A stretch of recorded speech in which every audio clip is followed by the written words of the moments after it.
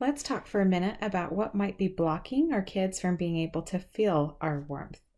If you remember the slide with the people on the roller coaster, there were pictures of people on the same ride having the same experience as to how the ride went, but experiencing.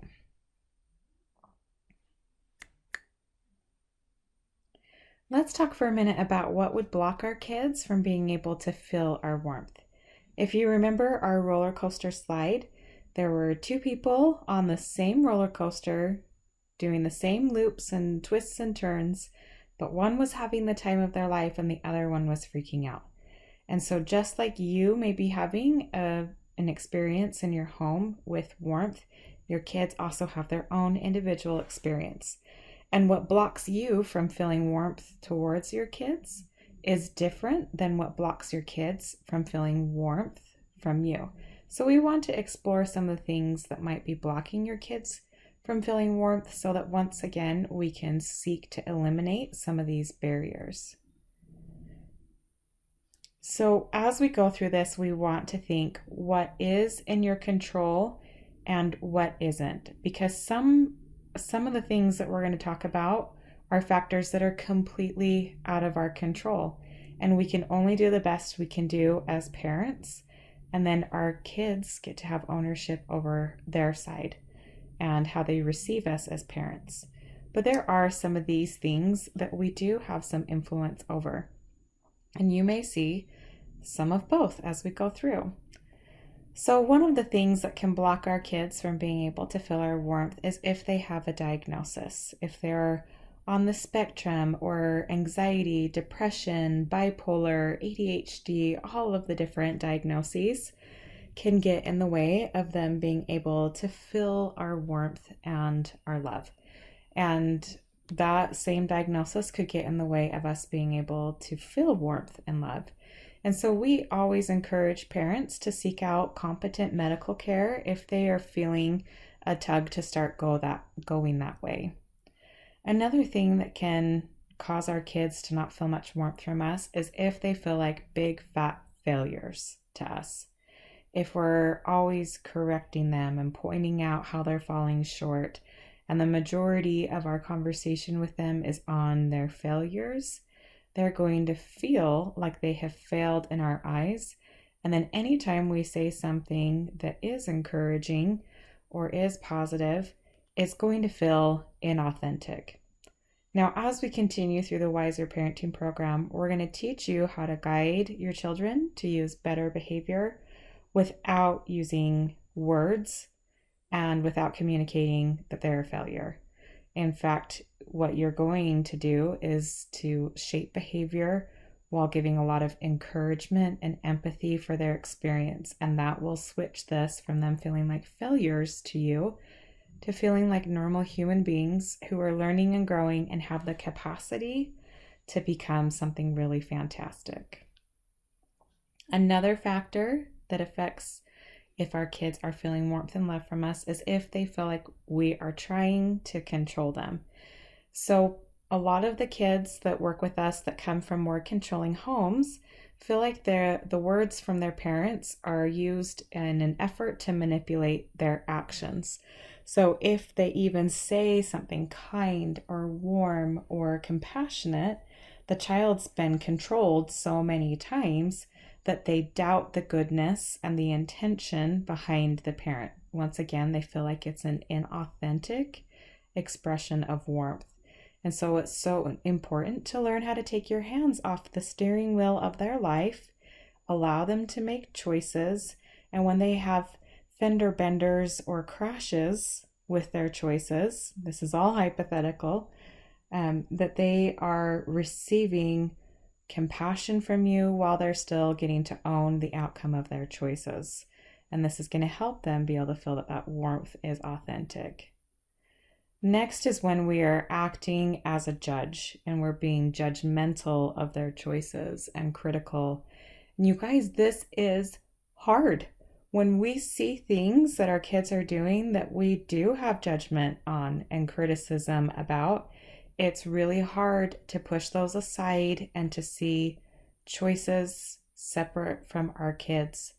And when our kids feel like we're just judging them and we're just criticizing them, it goes back to feeling like a failure and feeling like there's an effort to control and that there's just nothing that they can do to ever be good enough for us.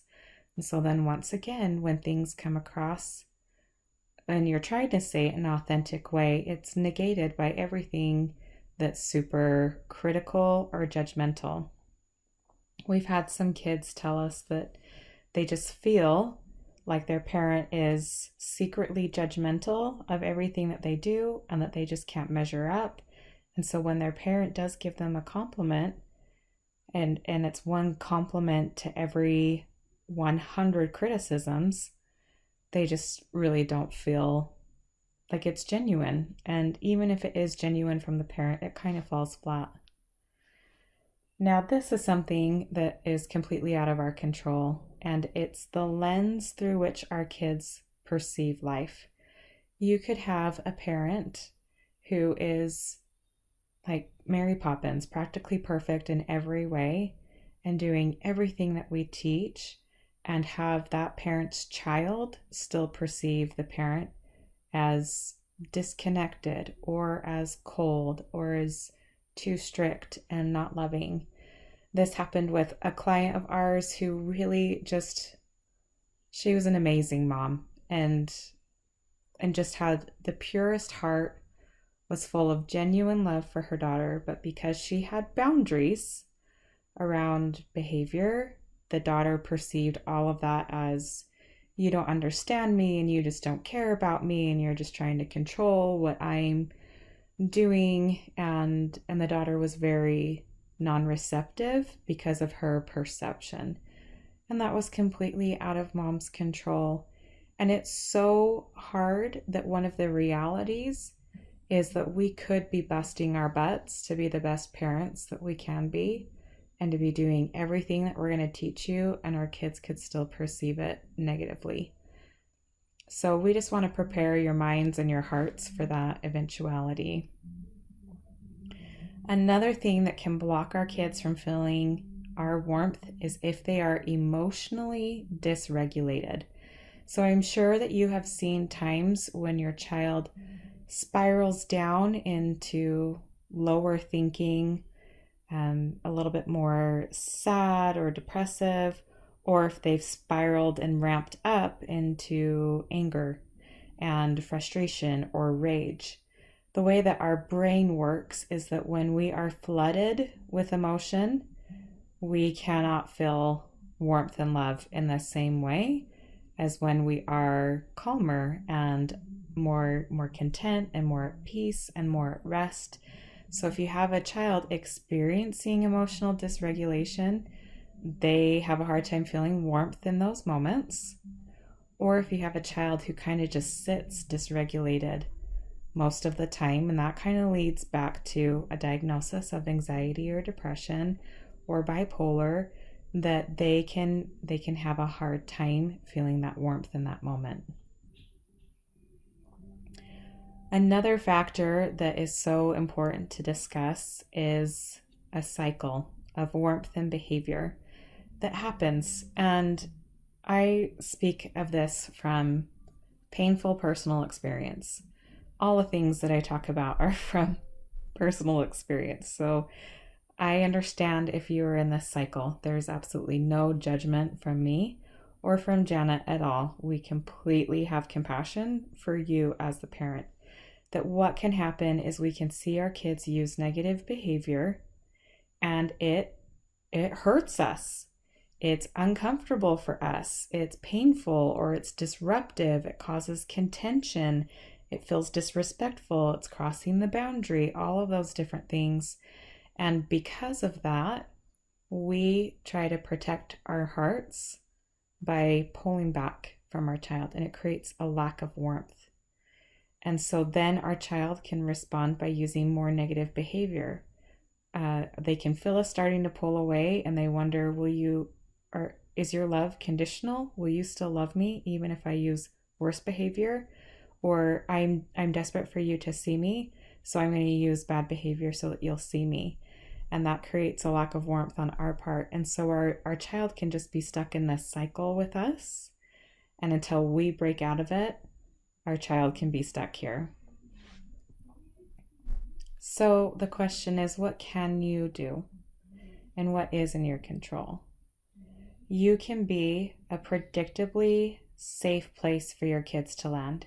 You can receive their hearts in a safe way without criticism, without judgment, without lectures. When they come to you and they're sharing something, you don't have to be a teacher. You don't have to find out who was right and who was wrong. So you're not being a judge. Instead, you're just asking them to share their heart with you, and you're validating their experience. Being predictably safe also means that we aren't spiraling into places of rage and out of control behavior, or that our rules are one thing one day and a different thing a different day. That we are working towards being steady in our boundaries and steady in our demeanor.